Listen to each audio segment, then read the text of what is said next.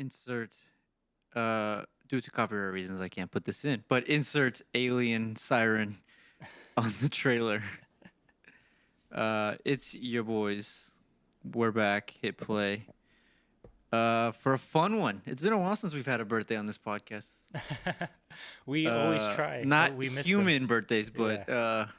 well, I think it ends up turning out where it's like, hey, this movie turned 25, and then we're like, do you actually care to talk about that movie? It's like, no, Yeah. not really. Yeah. But this one is a very exciting one. It is obviously one of the more iconic, influential, and just fun science fiction movies of all time. And we are, of course, talking about Alien versus Predator 2. I watched Terminator for this. No, we are watching, or we did watch the original Alien directed by our good friend of the program, Sir Yes. Ridley Scott. A personal friend of the podcast, Ridley Scott, Shout out to our guy. manifesting that into existence. 45 years old, and it does not feel like it was 45 rewatching this movie. Really? Yeah. I felt like if you updated it visually, just in terms of just upscale 4K, I know someone's going to be upset about me saying that because that's not a thing. But if you put it in like 8K, it feels like a movie that just could have released like 5 years ago. How did you feel? It's a little dated, in my opinion. I mean, okay, special effects, obviously, but those can always be remastered. Story-wise, it definitely feels of that era. It's a horror movie. Yeah. Through and through. It's basically Halloween, but in space, essentially. And so, given that kind of plot has fallen by the wayside in terms of horror, that kind of dates it a little bit for me, in my opinion. That kind of, supernatural entity picking off a group of people one by one. Yeah. But I think that, like, if somebody wanted to do a throwback to that, this could totally be like an A24 release from within the last decade. We might get that in Alien Romulus. We might get from that in what I'm Romulus. hearing Oh is my it's a God. throwback. But outside of that, I mean, as a horror film, it still stands up, I think, in my I opinion. think last year for the horror genre, we both kind of cheated during our horror podcast, and we were like, okay, so if we had to include Alien, Yeah. Alien is number one, but if we didn't, it has to be Halloween. Yeah. And rewatching this, I was like, yeah. Because not only is it like good in the horror genre, it's just a really, really well-crafted just movie. Yeah. Because this is, it's 1979. Yep. So it's the tail end of the new Hollywood era, but it still feels like a movie of that era. Like it's a young up and coming director, just making a out of pocket movie, for lack of a better Just word. having a bunch of money thrown at him. And being like, here, go do something with it. And he's like, all right, cool. We're just gonna stick 7 people in a crowded corridors for an hour and a half, 2 hours, and just kind of make a horror movie out of it. And it works so beautifully. Just the way Ridley Scott is able to be imaginative, but also have the knowledge or the skill, I guess, to be like, I'm not going to show you certain things in terms of amplifying the horror. It's the Jaws effect, right? Where if you show the monster too much or you show too much blood, you kind of become desensitized to it. And I think, to me anyways, that movie, that is the biggest strength of it, is just the pure technicality of the movie. It's just beautiful. It's a great movie. I think there are 3 elements to this film that are what elevated it, in my opinion. And I think we'll talk in depth about all 3 of these. Mm-hmm. First is obviously the acting. Yeah. Second is the script and the story. I know that I said it's dated, but I do have something to say about that. And the third is the design. H.R. Grieg. He is a artist who has worked on a lot of films, and I think Alien is probably his most iconic design that he has ever produced. his love Yep. of weird bone-shaped structures, just add such a unique atmosphere to the buildings on the planet that they visit, LV 451, I think it's called. Mm-hmm. Surprised you remember that. I don't remember anything. It's the name of the subreddit, the alien subreddit, okay. actually. That's awesome. And the design of the xenomorph, of course, Yeah, iconic, haunting the nightmares of people since 1979, basically. So I think that right away, that design work from him for this movie kind of put it above, say, the other science fiction films. Like Star Wars was also iconic as well, with Darth Vader and Yoda. And so I feel like they probably went in wanting something like that, and I think that he delivered 100% with the xenomorph design, and the eggs, the face hugger. I know people who have tattoos of that, and you can just look at it and be like, oh yeah, that's from Alien. It stands out. But for a lot of other science fiction films of that era, other than Star Wars, nothing really comes to mind. No, because the only other really high art, quote unquote, high art science fiction movie was Giger. a decade ago with 2001: A Space Odyssey. Yeah, which admittedly this movie rips pretty heavily from. Yeah, and I mean Ridley Scott is very upfront about I got inspired by 3 movies. Yeah. Texas Chainsaw Massacre, 2001, and Star Wars. Yeah.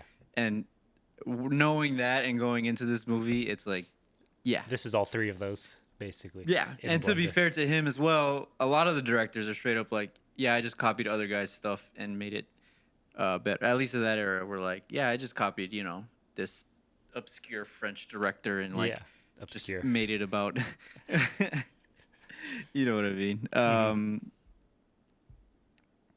But yeah, so let's start with the acting. Sure.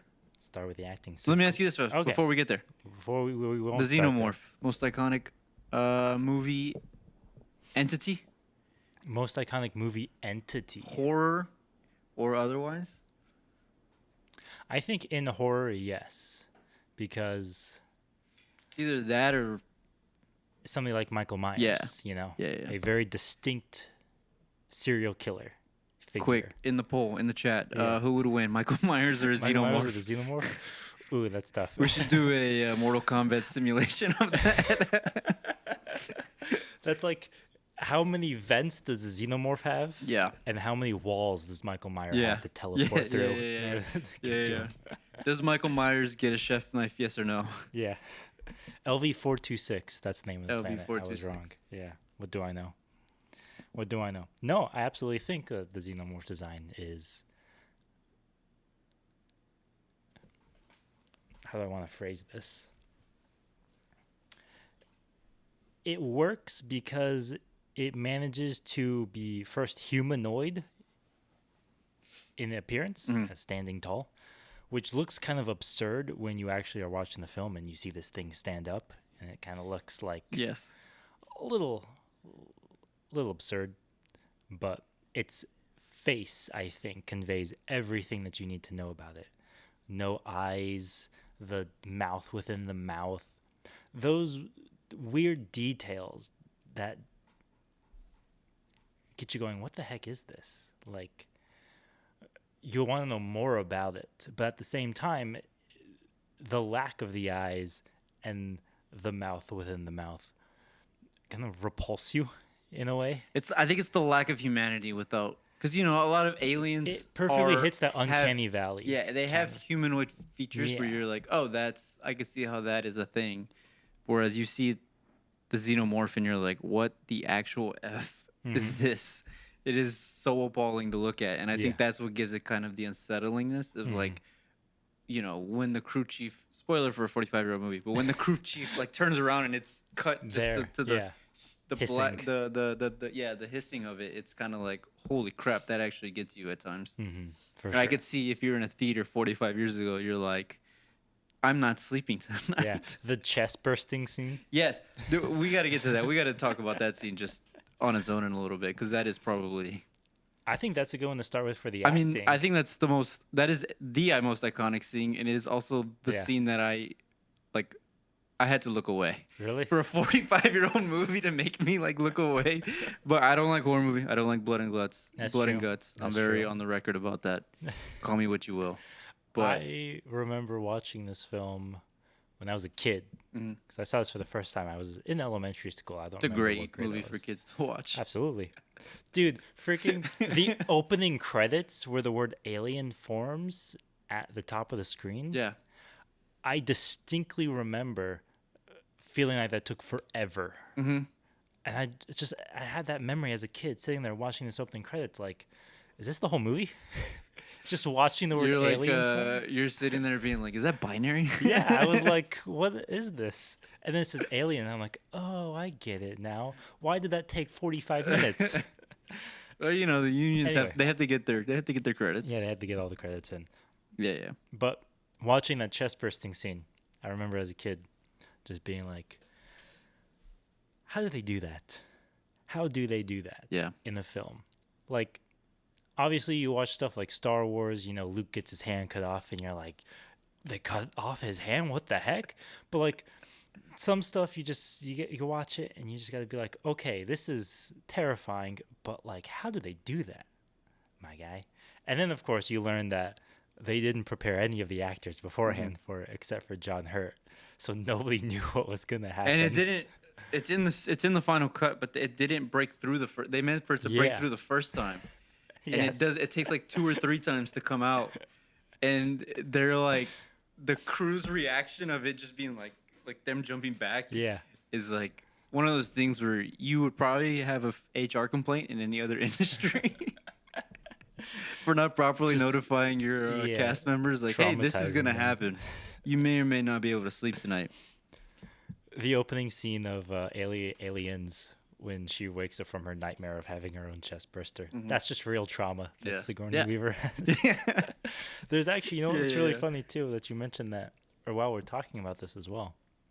There is a scene later on in the film when the cyborg Ash is attacking Ripley, and the camera pans around him, and there's this like wind chimes inside the ship that get knocked because the cameraman hit them. Yeah. And the actor, Ian Holm, playing Ash, actually turns to look in that direction. He wasn't meant to do that, wasn't meant to happen. But Ridley Scott was just like, yeah, we're only going to use this take. Who cares? You know, we're not going to shoot it again.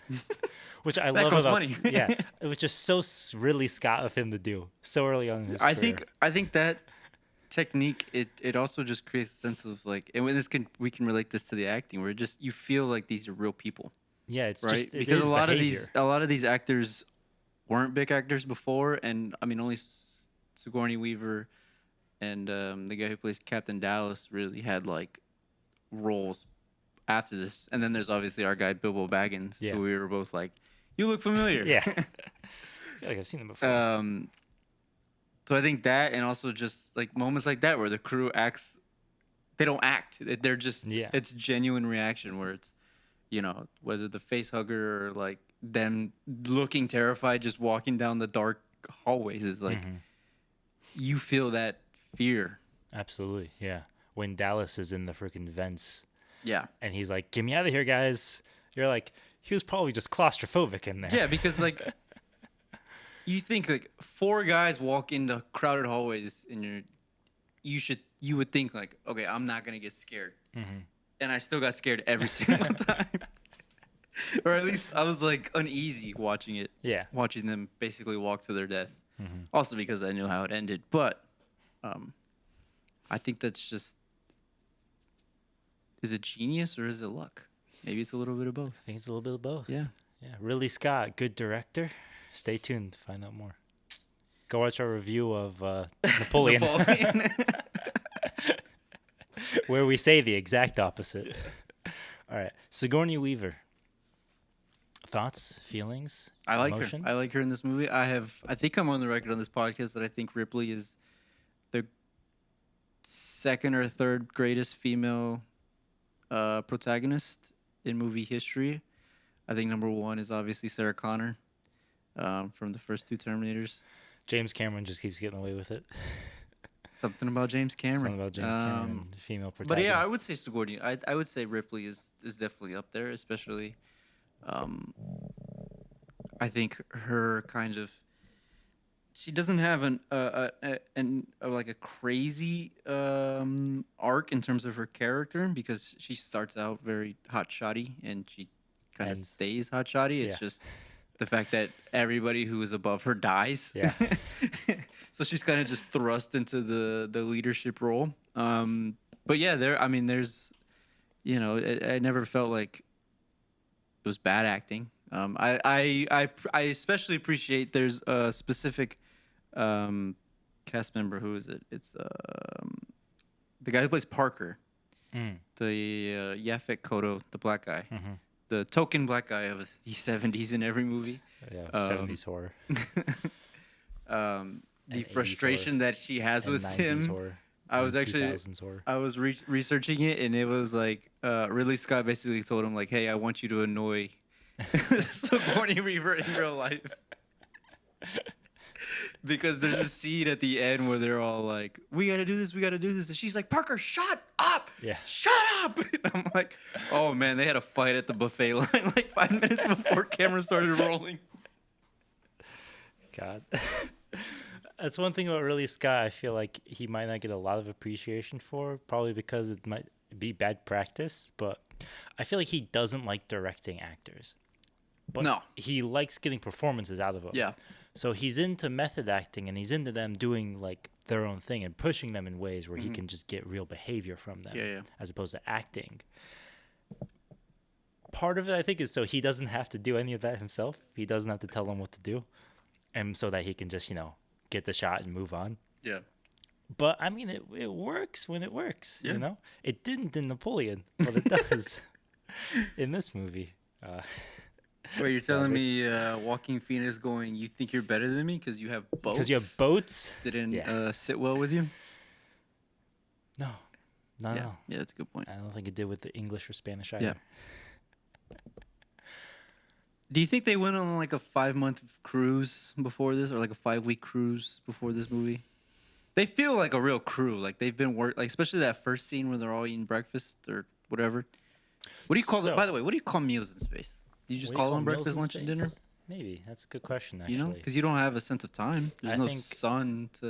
Okay, we're getting too deep. There's an Anthony Bourdain science fiction novel Yeah. waiting in that idea. R.I.P. Maybe in the So- next life. Let's segue then into what I think my next point that I think elevates this movie is the script. Now, have you ever seen the actual script for this movie? So, obviously, It's available. just PDFs of it online Yeah. for the most part. It's a 45-old Yeah, movie. yeah. Of course, the script is available. Dan O'Bannon, who both developed the story and then wrote the script for this movie, mostly worked in science fiction, fantasy, like comic books and pulp publishing. Mm-hmm. The script for this film is probably visually one of the most interesting scripts I've ever read before. Now, generally, good screenwriting convention is that you try to just, write what's happening on screen. Don't over direct, but don't under describe anything. He does not do that at all. Is he one of those writers that writes in prose No. for his descriptions? The best adjective I can think of to describe this script is haiku-like. Interesting. It is the most minimalist script I've ever read. I distinctly recall the first action line is interior ship hallway, and the description is cavernous, and then it moves on to the next scene. Like one-word descriptions. That's great. Of locations and scenes and settings. Yeah. And so, first off, it adds immensely to the horror atmosphere of the story because you're just getting those single, and it's like the single perfect word to describe how you're supposed to feel in that moment. Cavernous. And then you watch the movie, and it's like the opening shot is just the hallways of the interior of the ship. But it also means that there's a lot more room to breathe, both in like character action and dialogue, because there's so little of it in the script. Yeah. You know, to the point of it was almost like, I guess you could almost probably say it was retroscript at a certain point, you know, where I'm sure the actors had so much more room to improvise, or if not improvise, then just, you know, be the characters, you know, where you don't really have a lot of description of what people are doing in the moment. You're the character, be them in the moment, something like that, you know. Open to interpretation. Open to Yeah. Open to interpretation. So I think the script being written the way that it was, I think probably in this instance enhanced. It's not something I think every screenwriter can get away with. I think the only other person who I have like 5 scripts I'm about to go read right now. The only other person who has, I think, is Tony Gilroy with the Bourne movies, who did the exact same thing.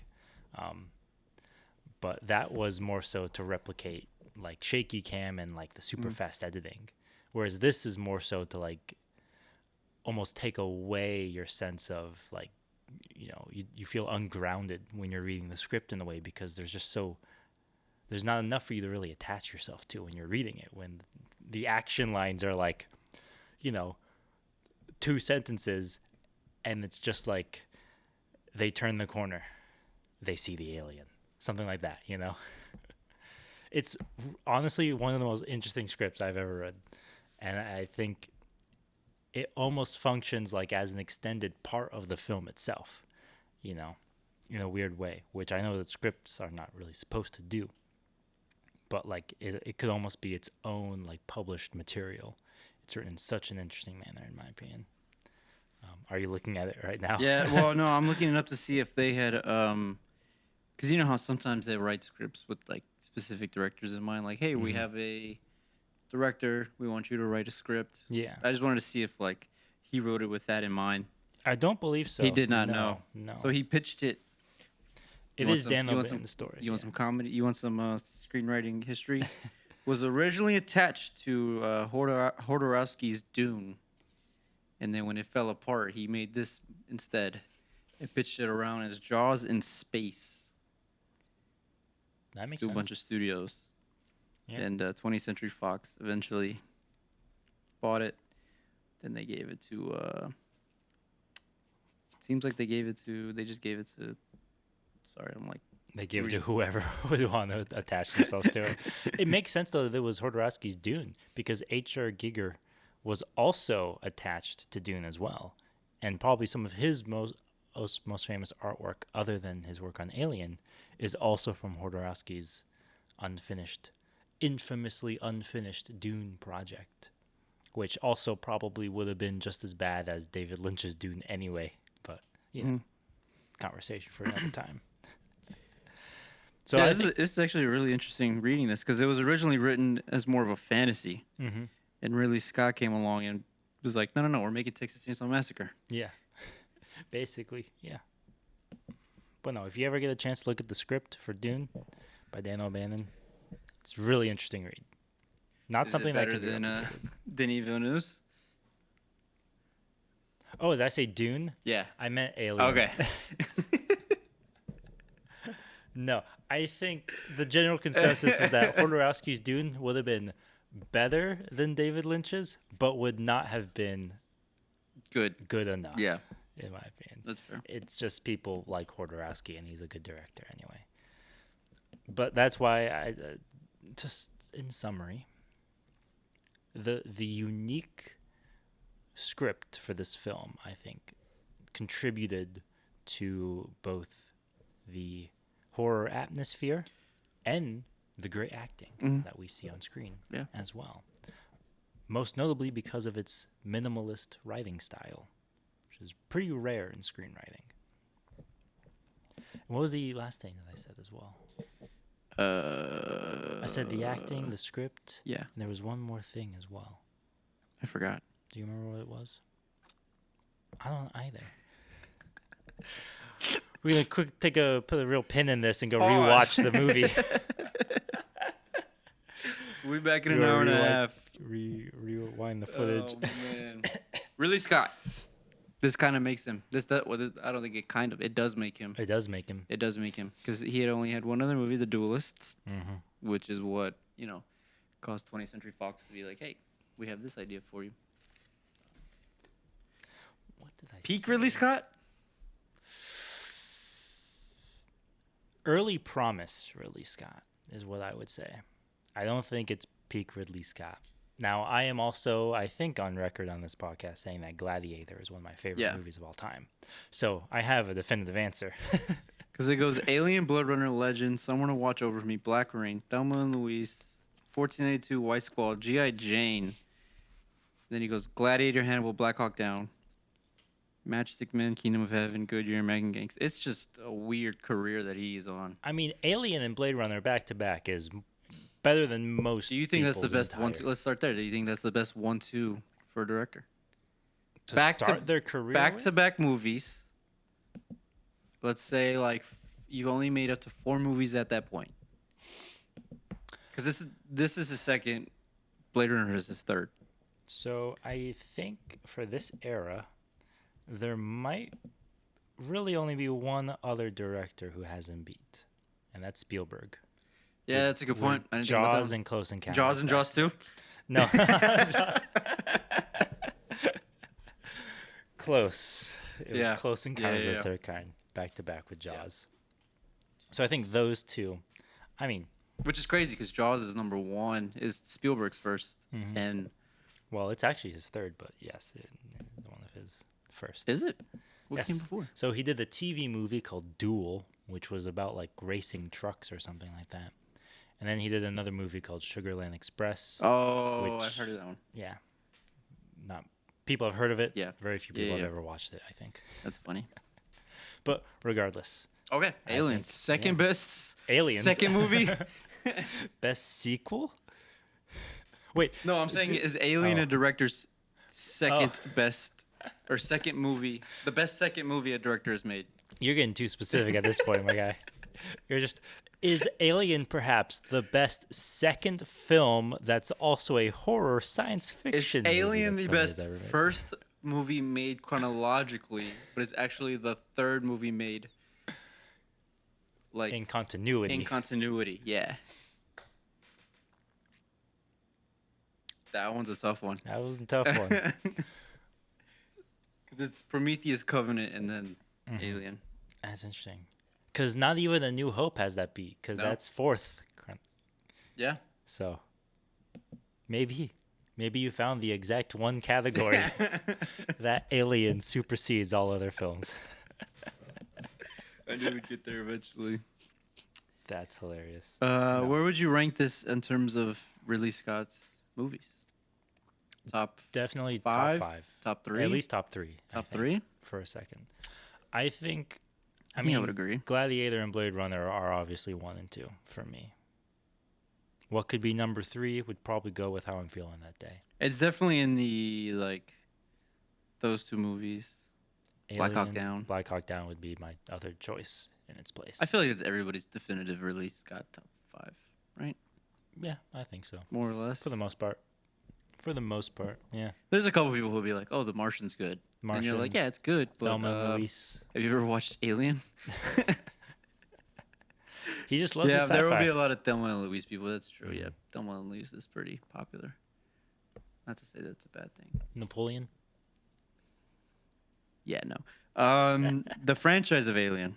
Okay. It is a classic example of an 80s franchise, 70s, I guess, technically, but 70s franchise that just goes on far, far, far too long. Will we ever be back? When should it have ended? Should it have ended? Should they have made the second one? Should they have made the third one? No. R.I.P. David Fincher. I think with every other franchise, you could at least be like, that one is okay. After the first 2. Yeah. Maybe. I'm trying to think. Terminator? No. Even Star Wars, like. Well, Star Wars, I think, has gone too. Star Wars is weird. I'm thinking specifically original trilogy. Because think about it. Terminator 1. Well, I'm speaking of like Terminator 2. The franchises as a whole. Amazing movie. Yeah, Terminator 2 is the greatest. Terminator 3. The greatest science fiction adventure movie of all time. And then you have Alien 1, good movie. Alien 2, great movie. Alien 3, terrible. Yeah. But then you have New Hope, yeah. good movie. Empire Strikes Back, great movie. Yeah. Return of the Jedi, you could probably do without the brother sister incest. That was in this. That was in. Was in Empire Strikes Back. It was also in Return of the Jedi as well. Was it? Yeah, at the very end. She kisses him on the cheek. No. It's revealed. He reveals it in Return of the Jedi. Yeah. But they hadn't known they were together until he got there. I know, but like, why? No, I agree. It's weird. I agree. It's weird. I'm just saying. Yeah. I'm trying to Alderaan, Tatooine. Let's that's not Alabama and Mississippi. Alabama and Arkansas. Let's just. I'm trying to save face for the Star Wars franchise. Any way I can. But you think of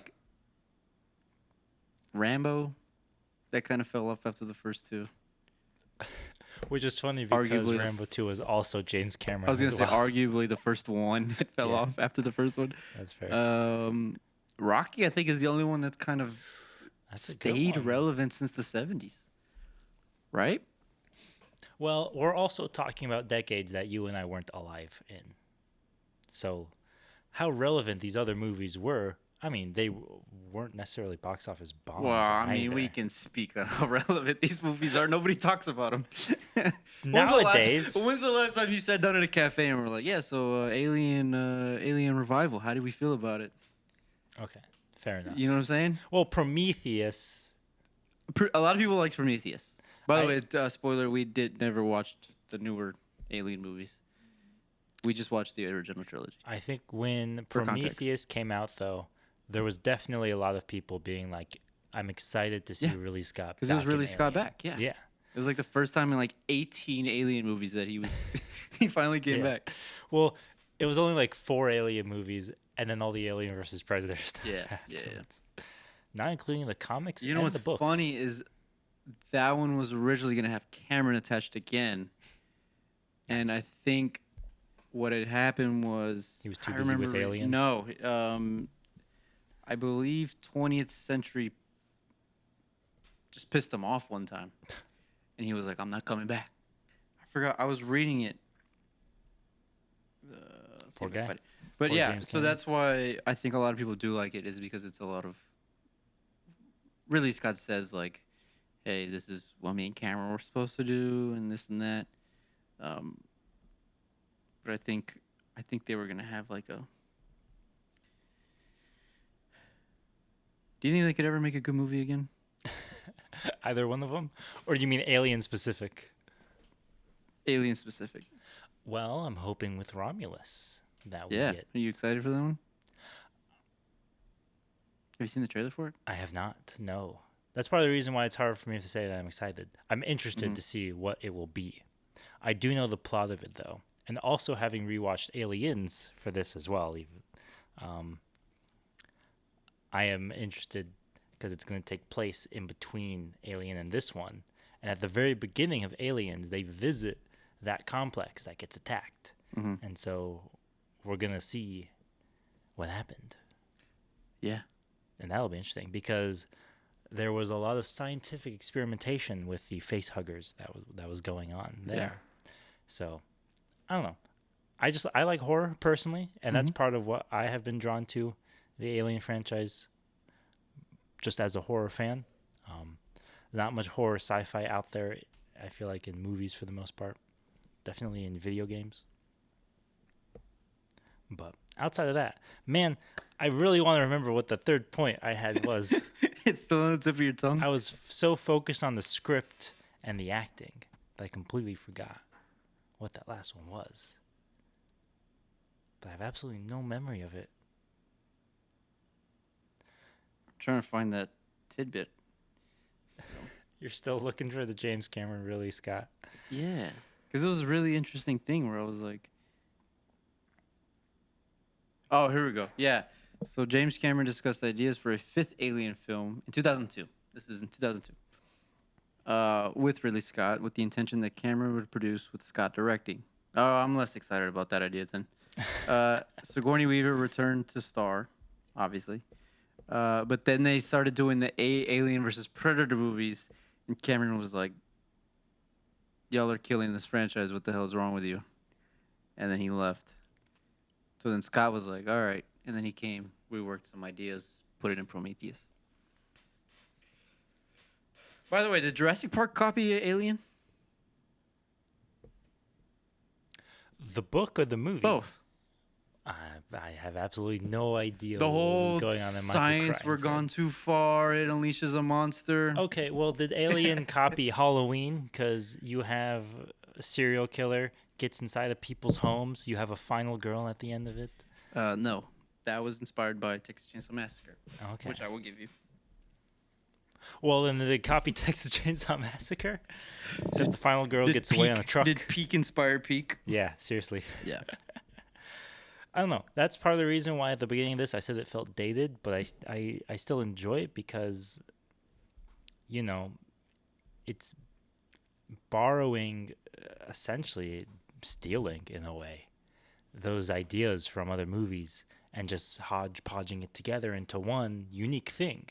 And it is unique, even if you can still recognize the individual parts of it. Yeah. To be like, oh, to this point where there are straight up shots where I'm like, this is 2001: A Space Odyssey, or I don't know, just in my opinion, nevertheless. Yeah.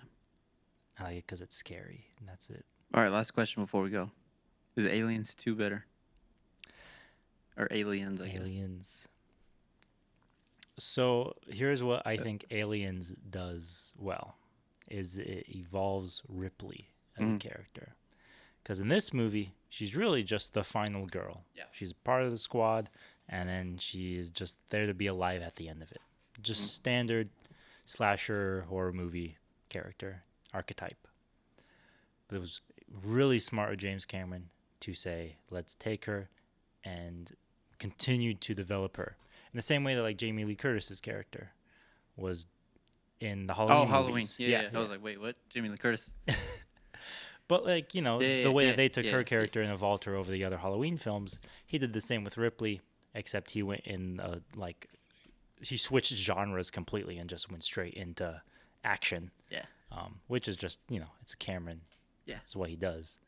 But in my opinion, I think that is definitely what Aliens does better is Ripley's character. Because that's really when people say that Ripley is, a great is the GOAT of science fiction protagonists, they're talking about aliens. Yeah. Not Alien. Yeah. That's fair. My observation. What about you? Which would you take? Gun to your head, Alien or Aliens? I mean, Aliens is a good time. I think it's just a more fun, casual movie experience. But it's hard to deny what Alien did for the genre and kind of its influence. I believe Esquire ranks into the 33rd best movie of all time and the 8th horror movie of all time. 8th horror movie, nice. What is Top 10. Which I feel like that's an accurate place for it, right? Oh, the AFI, sorry. 7th best film in science fiction and 33rd greatest film of all time by Empire. 33rd feels very high. Yeah. Not saying it's too high. I mean, there's a lot of movies in the world. There's a lot of movies in the We world. should do that one day. We should Rank come up with every like a single hit movie? play consensus, Oh. like top 50. I feel like we could do it.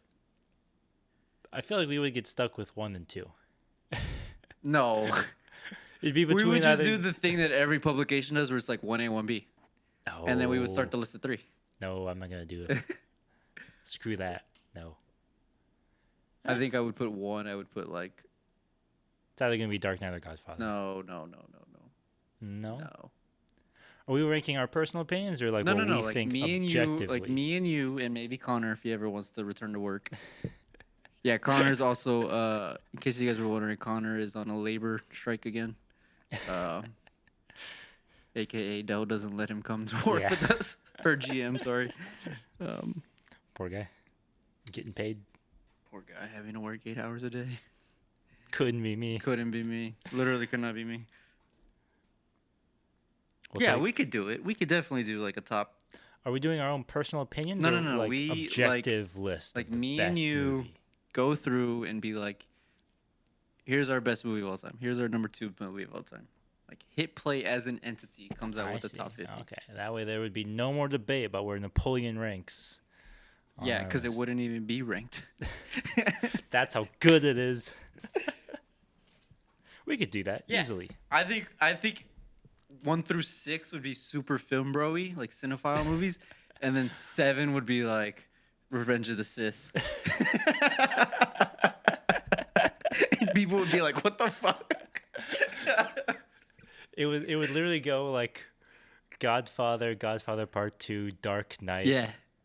Speed Racer. Yeah, yeah. I think it would be something like that, where Yeah. we would just every 5 movies, Infinity War. Yeah, yeah. Every 5 movies, we would just throw in a random one. Shrek 2. That's what made me chuckle. What was it, a couple weeks ago, where Connor was like, we were talking about, National Treasure would be up there. Yeah, National Treasure would be like top 30s. National Treasure 2 would at least be top 50s. Yeah, Connor was like, it's kind of funny that you guys are like educated in film and you guys you guys like trashy movies. It's like, Connor, we just like to be entertained. Yeah, it's entertainment, my friend. It's like, who cares if it's good or not? Yeah. You expect people who enjoy movies to, enjoy movies that are considered good anyway. Yeah.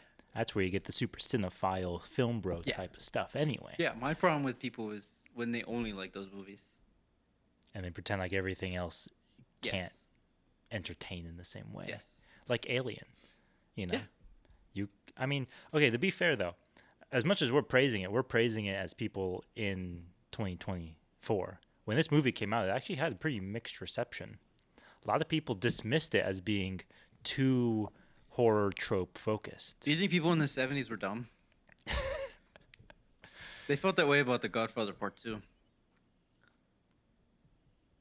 I personally, I chalk it up to just, it's new things coming out in movies, and it takes a while for audiences to grasp.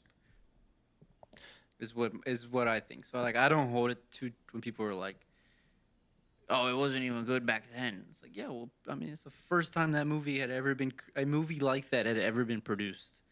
Like, obviously, there's gonna be mixed reception to it. That's fair. I think. Look at a movie like 1917, right, where it's all one take for 2 hours, and people at the time, it obviously did very well, won a couple Oscars. But like, there were definitely people that I talked to who were like, "Yeah, it was kind of pretentious, or it was like this, or I didn't understand why they did it." It's like, well, it's the first time a movie to that scale had done something like that. Of that subject Yeah, matter, at the very least.